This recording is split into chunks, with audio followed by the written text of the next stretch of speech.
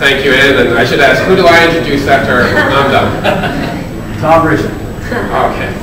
You've got the sequence here, the baton. I don't want to be like these U.S. relay teams dropping the baton and losing a gold medal opportunity. And we have a tremendous gold medal opportunity here with biofuels, and particularly cellulosic biofuels.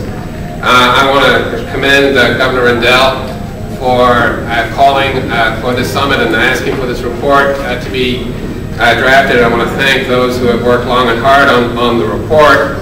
I think it makes some important contributions in thinking through how we can have the kind of regional cooperation that will maximize the opportunity here presented by cellulosic biofuels.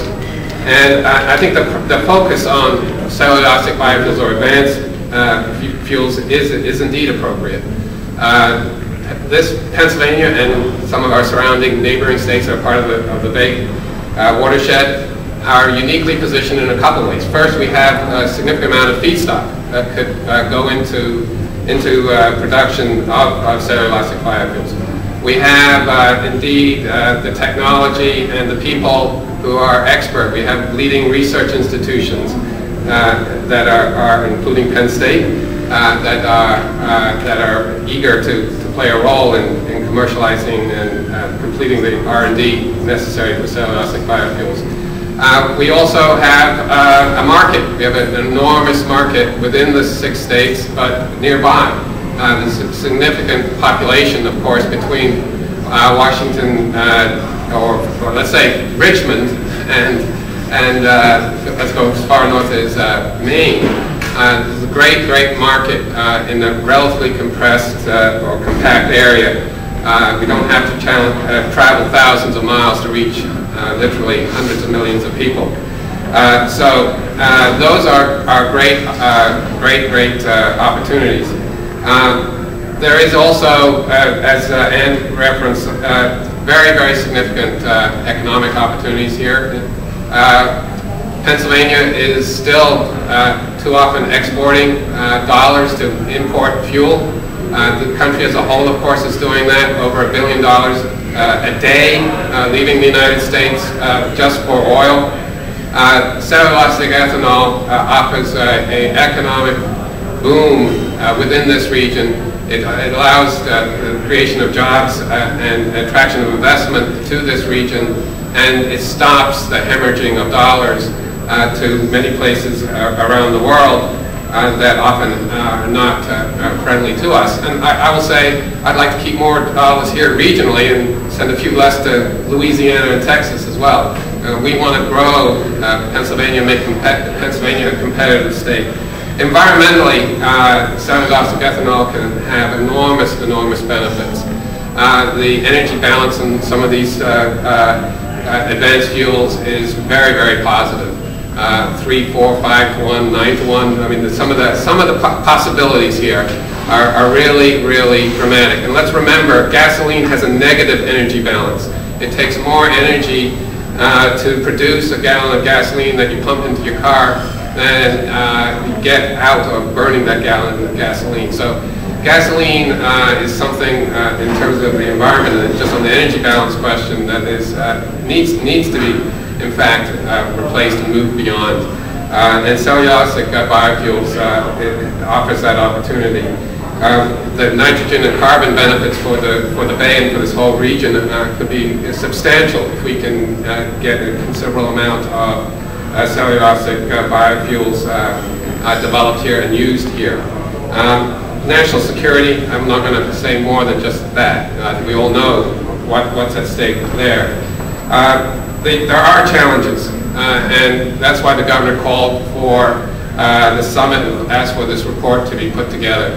The technologies that give life to the word or the phrase cellulosic biofuels exist, but they are not broadly commercialized. They're at the very early stages of commercialization.